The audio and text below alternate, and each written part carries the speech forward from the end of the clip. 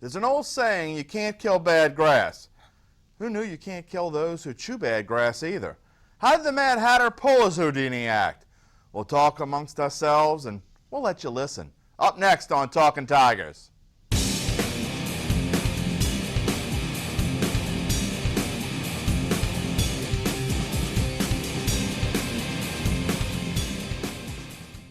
Welcome to Talkin Tigers. I'm Jim Derry.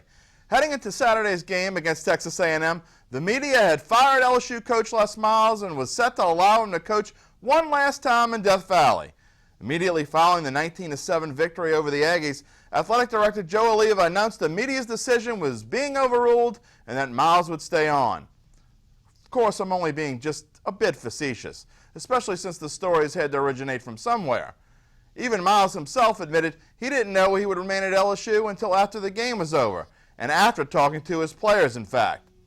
Well, let's just hear a snippet of what he had to say, and then we'll bring in LSU beat writer Jim Kleinpeter. So, Les, when did you find out that you would still be the head coach after this game? Well, I don't know that it was actually I would be the head coach after this game, or that I found out that I'd be the head coach then thereafter after this game. I would say it was after the game. We turn to NOLA.com, the Times-Picayune LSU beat writer Jim Kleinpeter, who has been covering this debacle for nearly 2 weeks now. And Jim, is this not the weirdest story you've ever covered? Yes, the press conference after the game was quite surreal. A lot of people there and a lot of unanswered questions, but the big one we got, and we were pretty surprised.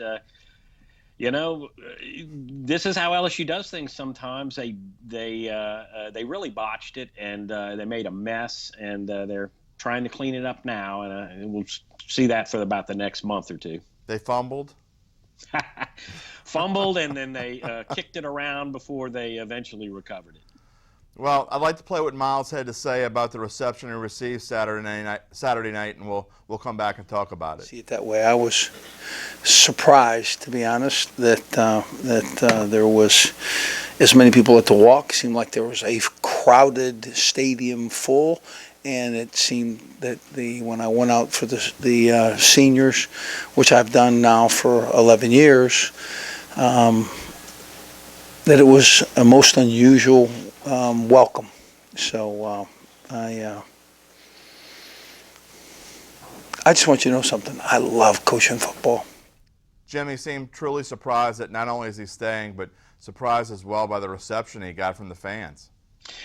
Yeah, and it's amazing that it got that far. I mean, why did they carry him off the field? The media, we weren't really wrong. We were on the trail of what was happening. But as usual at LSU, nobody knows who's in charge. They didn't have strong leadership throughout this. Joe Alleva didn't say anything for 2 weeks for or against Les Miles. And if you're going to do that, you're going to get what you got, and that is a lot of emotion at the end, a lot of people pulling for Les and even the ones that want him gone thought he got treated badly. A lot of them did anyway. It looks like he's going to get one more year. And you know what? He may end up getting everything he wants in this last year. He may not have to fire anybody. He may not lose any coaches.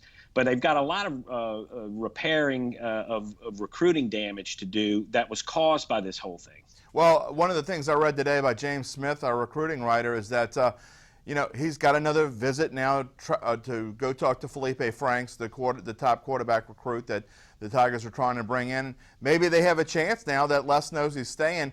How much damage do you think this is going to do on the recruiting trail?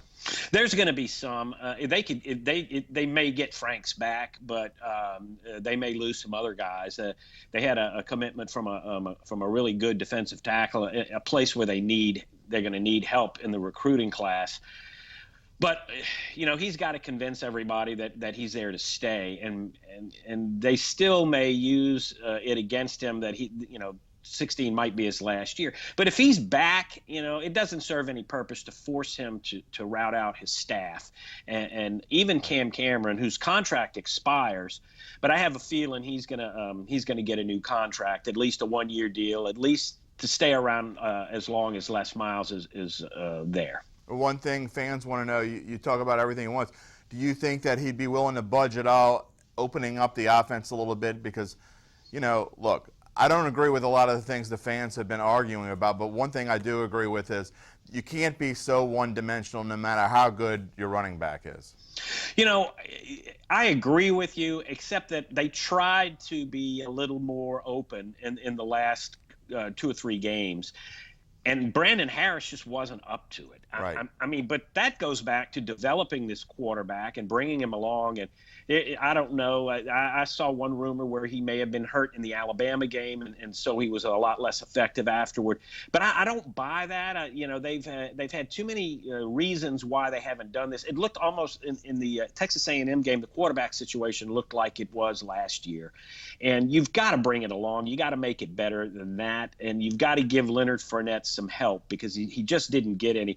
And it may be radicalizing the offense. It may be as simple as less getting out of the way of Cam Cameron and letting him take full control. Well, lastly, before we let you go, where does this leave Joe Oliva? We can't say if he had any part in leaking the information last week, but he certainly didn't handle the situation very well, as we talked about. There's a lot of negativity being put on Joe, and if you would have just come out and said something during the week, it might have made things differently. So where is he right now? Well, he's tarnished, absolutely. But, just a couple of months ago, he got a contract extension through 2020. So, are they going to spend the money to fire him, or are they just going to wait and see what happens? That may be down the road, but he definitely has lost some of his stroke. Les Miles gained leverage, and so that will play out over the next year. I don't think they would fire him immediately, but he did. I can't say he fouled it up, but he's responsible. He's the person who should be accountable for the whole mess. Yeah, well, I don't think they're going to get the money from Taft to fire him like they were going to get to fire Les. Well, that's another show. Thanks for joining us, Jim. We'll talk to you later. My pleasure. And for Tuesday's Extra Point, we put together a video timeline of Les Miles' demise and rebirth. It happened all in 1 week. Let's hear it.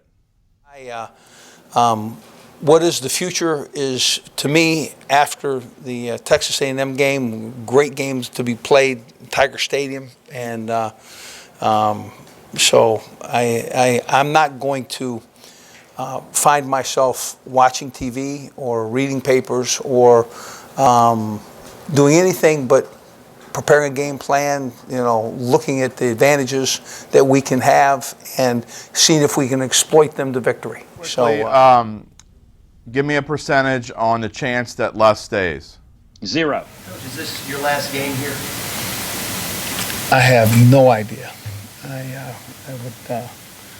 would love to think that there's another 11 years. I enjoy them so much. So to this point, you've not been told that this is your last game? I promise you, I would have answered that question honestly. Been a great representative of this university, and we totally destroyed his image. He's the man.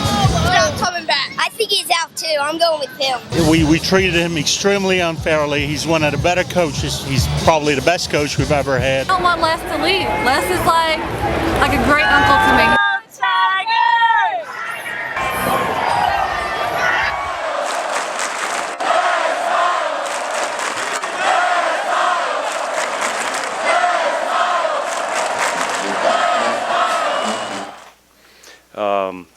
The season's complete, and I want to make it very clear and positive that Les Miles is our football coach, and he will continue to be our football coach.